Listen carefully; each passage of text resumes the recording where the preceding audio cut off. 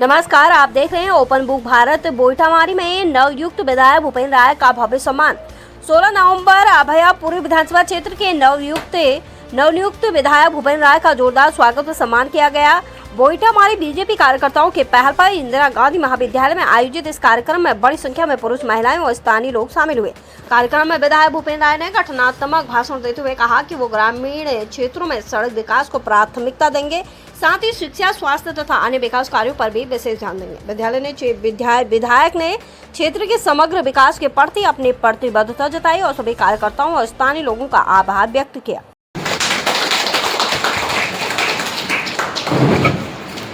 बोईठामारी BJP कर्मी फाলৰ পৰা এই সম্বৰ্ধন অনুষ্ঠান হল। ইয়াত অংশগ্ৰহণ কৰি আপোনাক কেনেকুৱা লাগিল? মই আপোনালোকৰ চেনেলৰ যোগেদি बोईठामारी বিজেপি কৰ্মীৰ লগতে बोईठामारीবাসী ৰাইজক মই ধন্যবাদ জ্ঞাপন কৰিছোঁ। সম্বৰ্ধনা সভা সদায় মনোগ্ৰাহীয়ে হয়, গতিকে এই সভাত উপস্থিত থাকি মই নিজকে ধন্য মানিছোঁ আৰু बोईठामारी অঞ্চলবাসী ৰাইজৰ মই শলাগ লৈছোঁ। আমাৰ বিজেপিৰ কাৰ্যকৰ্তাসকলকো মই পুনৰবাৰ ধন্যবাদ জ্ঞাপন কৰিছোঁ। ছাৰ, আপোনাৰ এই সমষ্টি বহুত বিশাল সমষ্টি, তো প্ৰথমতে আপুনি কি কামত অগ্ৰাধিকাৰ দিব বুলি ভাবিছে? মই প্ৰথমতে আজি ৰাজহুৱাভাৱেও কৈছোঁ যে গাঁৱলীয়া ৰাস্তা ঘাট যিবিলাক আছে এই ৰাস্তা ঘাটবিলাকৰ ক্ষেত্ৰত মই প্ৰধান অগ্ৰাধিকাৰ দিম। ধন্যবাদ। মানকাছাৰ সমষ্টিত আমি প্ৰায় 1,15,000 মান ভোট পাব হাৰিব লগা হৈছে আৰু অতিৰিক্ত ভোট অসম গণ পৰিষদ দলৰ প্ৰাৰ্থী জাভেদ ইছলাম ডাঙৰীয়াই 1,15,000 মান ভোট পাইছিল যদিও হাৰিবলগীয়া হৈছিল। অৰ্থাৎ আমি